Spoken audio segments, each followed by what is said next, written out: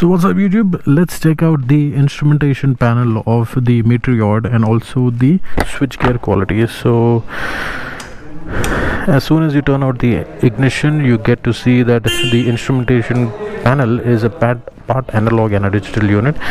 The center digital unit gets the gear indicator, and it also gets trip A, trip B, and it also has the odometer. The fuel gauge indicator is digital and it goes semicircle.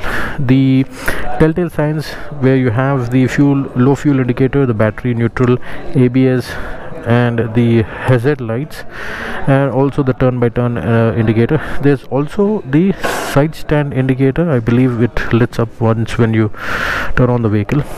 There's also in the second panel there is a Google navigation pod.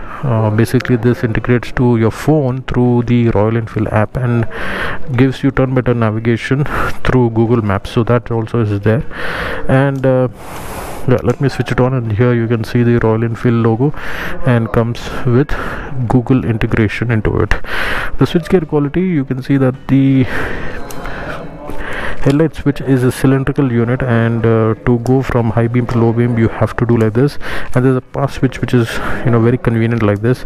The indicators again goes sideways and this way, and it has a center cancelling option, and then at the bottom you have the horn. At the top where usually you find the pass switch, you have the eye indicator. So basically through this you can navigate the center digital instrumentation console. This side you have the ignition switch, so basically ignition on and then power on, and then the hazard switch towards the side, and the hazard switch cancel option. So this was the instrumentation console. I'll try to pair it up and see if I'm able to connect to the Royal Enfield app. Let me check that out. So what's up YouTube, so once when you log into the app, you get this navigation indicator, and through this you can press this button and then add tipper devices. So over here in other devices you get to see the pairing mode for the bike. Select the one, and yep, so I've selected this, and it asks for a 6-digit code, so it is asking for that bike. So let me quickly enter the 6-digit code. Boss, sorry, so 6-digit code is what?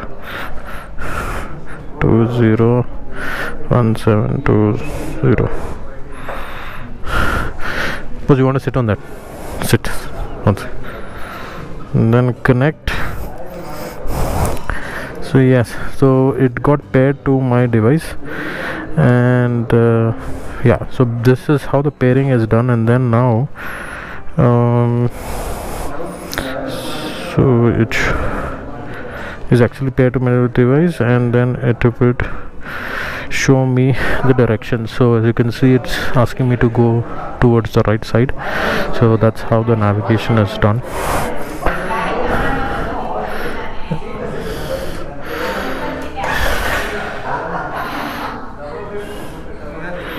So that's how the navigation is done, and just let me once when I switch it off, the bike doesn't reset by itself. Again I have to pair it to the bike.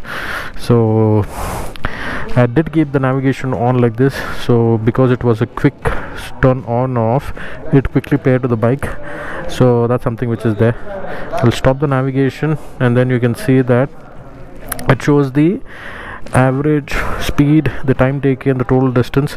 So everything reads out into your phone. So that's something which is there. It also shows several different things as it paired to the Google Maps. So that's good. And yep, so that's pretty much what you have. I hope you enjoyed this video. If you do so, please like and subscribe to my channel, and see you in the next one. Bye bye.